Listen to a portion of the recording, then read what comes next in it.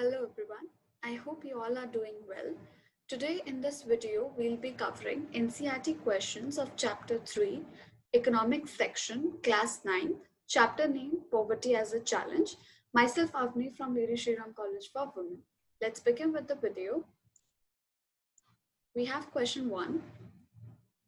Describe how the poverty line is estimated in India. Let's look at the answer. A person is considered poor if his or her income or consumption level falls below a given minimum level necessary to fulfill the basic needs. The minimum level is called the poverty line. In India, the poverty line is estimated by multiplying the prices of physical quantities like food, clothing, footwear, fuel, light, education, etc. in rupees.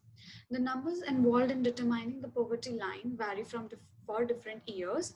Also, the poverty line for rural areas is different from that of the urban areas because the work, lifestyle, and expenses are different for rural and urban areas. Question 2. Do you think that present methodology of poverty estimation is appropriate? Let's look at the answer. So it says no, the present day methodology of poverty estimation does not seem to be completely appropriate. This is because the only factor taken into consideration is the economic status, and moreover, it considers a minimum subsistence of living instead of a reasonable status of living. Poverty today is a larger concept than only the economic status of the people. With advancements and development, the definition of poverty has also changed.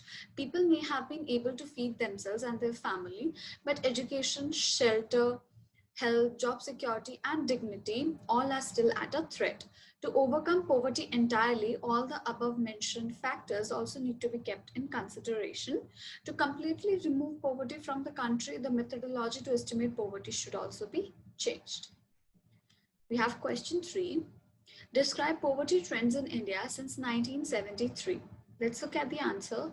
The Economic Survey of 2017-18 shows that although poverty has declined in the country, the number of poor still remains to be very high. The poverty ratio of 1993 to 1994 for both rural and urban areas together was at 45%, and the ratio for the year 2011-12 has declined down to 22%. However, the topic of concern still remains the same, that there has not been any massive decline in the number of poor living in the country. From 404 million poor population in both rural and urban areas together in 1993 to 94. The poor population till 2011-12 remains to be 270 million for both rural and urban areas. The survey clearly tells that the concerned authorities must take some serious steps in order to make India a country free of poverty. Let's look at question 4. Describe the major reasons for poverty in India. Answer. The major reasons for poverty in India are: Number 1, the low level of economic development under British colonial rule.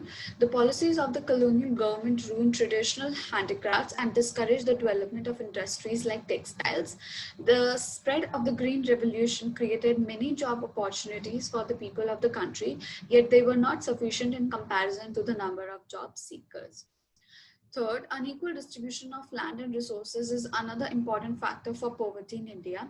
Next, in order to fulfill social obligations and religious ceremonies, the poor end up spending a lot, which results in poverty. And last, inequality in the income of the people is also a major reason for poverty. Question 5. Identify the social and economic groups which are most vulnerable to poverty in India. Now, the social groups which are most vulnerable to poverty in India are scheduled caste households and scheduled tribe households. And the economic groups which are most vulnerable to poverty in India are rural agricultural labor households and urban casual labor households. Next question, question 6.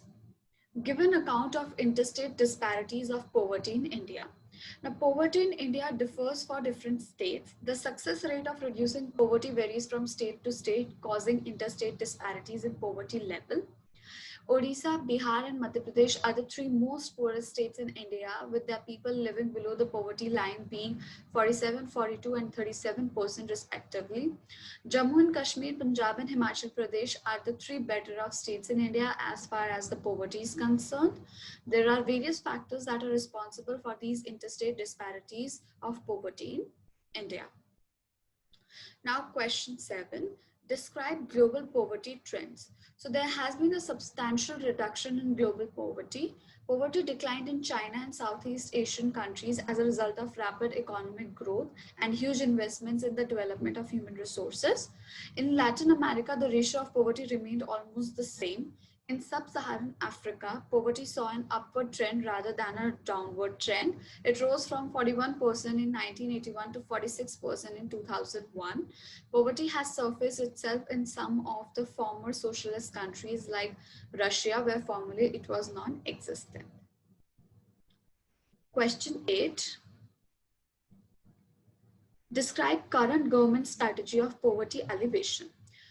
Let's look at the answer. Removal of poverty has been one of the major objectives of Indian developmental strategy.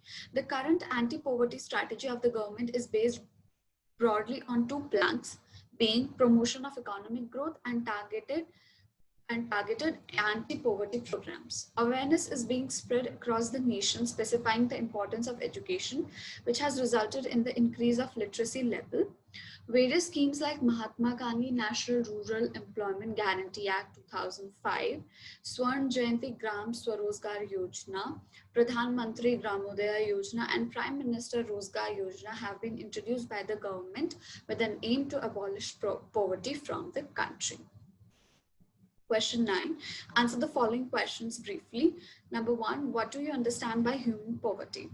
Now, human poverty is a term that means that poverty in India is not just limited to the economic status of the people, but rather spreads in various other sectors, which include lack of education, negligence of healthcare system, discrimination, and disparity. Abolishing poverty from the country should not be the only aim of the authorities, but to abolish human poverty must be the aim. So, rather than abolishing poverty, government should focus, or the authorities should focus on abolishing human poverty. Okay, second part, who are the poorest of the poor? So women, female infants, and elderly are considered to the poorest of the poor. This is because in a poor household, these people suffer the most and are deprived of the maximum necessities in life. Third, what are the main features of the National Rural Employment Guarantee Act 2005? The main features of the National Rural Employment Act 2005 are as follows. First, to provide 100 days of wage employment to every household to ensure livelihood security. Second, sustainable development to address the cause of drought, deforestation, and soil erosion. And also, 1/3 of the proposed jobs under this scheme have been reserved for women. Okay, guys, that's all for this video. I hope you all understood. Thank you. Take care. Bye-bye.